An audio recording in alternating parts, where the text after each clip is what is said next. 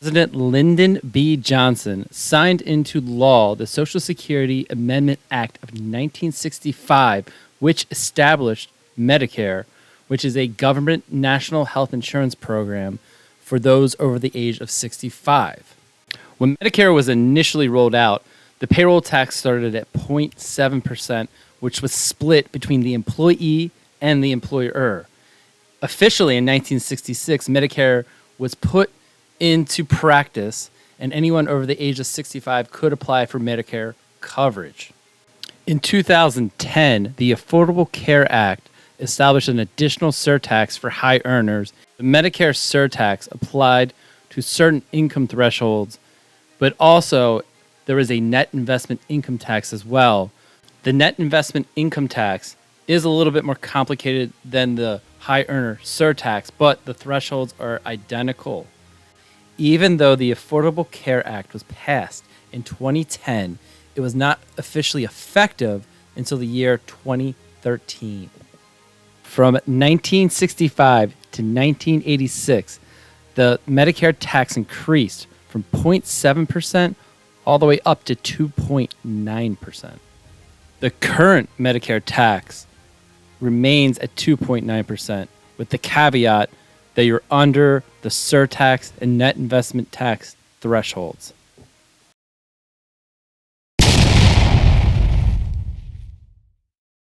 You already gotten some value out of this video? Please go ahead and smash that like button, and we're going to continue. Okay, we're talking dirty details here. W-2 employees pay Medicare tax at 1.45%, and then the employer covers that other 1.45% for a total of 2.9%.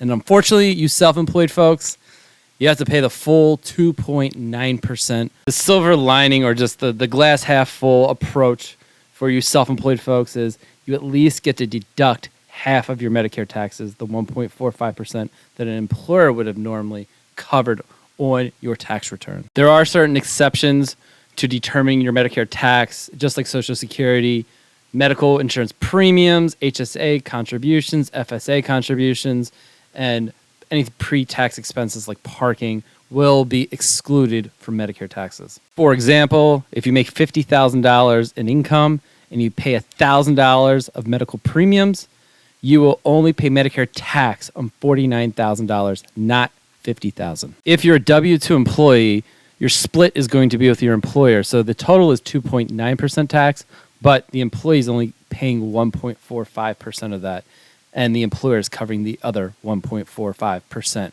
As I mentioned before, self-employed folks are going to be covering the full 2.9% through their tax return. Unlike its cousin, Social Security tax, Medicare, unfortunately, doesn't have a cap on compensation. So no matter how much money you make, you're going to be subject to the Medicare tax.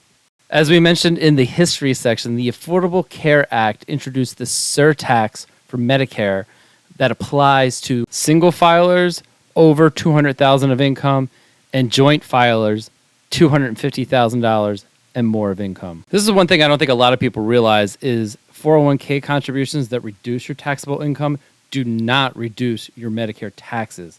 Those 401k contributions are still subject to Medicare tax. This is definitely the trickier one in regarding to Medicare. This is the net investment income tax. This does not factor in your W-2 wages, your business income. This is strictly going to look at your interest, your dividends, your capital gains, your rental income. And it only applies to those thresholds over and above $200,000 for a single filer and $250,000 for a joint filer. And you only need to worry about that once you go above those thresholds, and you need to have investment income. So you don't have any investment income, this isn't even going to apply to you. But if you have investment income and your adjusted gross income is above the $200,000, $250,000 levels, then you might get hit with the net investment income tax. What I want you to remember, if you're a W-2 employee, you only need to worry about the 1.5% Medicare tax if you're under $200,000, $250,000 thresholds. If you're self-employed, you need to worry about the 2.9% tax that you're going to be subjected to. You're covering the employee and employer portion. Now, also, you want to be aware of if you're getting above $200,000, $250,000 of income, you're probably going to get subjected to the 0.9% surtax because of the Affordable Care Act. Lastly, if you have a large investment portfolio, you've got a ton of investment income, you're probably going to get subjected to the net investment income tax if you give above $200,000 to $250,000 of income. These are just things I want you to be aware of. If you like videos like this, please consider subscribing. If you haven't watched my video on Social Security taxes, please look up here and consider watching that. That's going to make a ton of sense now that you've watched the Medicare video. I hope you have a good rest of your day. Take care. Goodbye.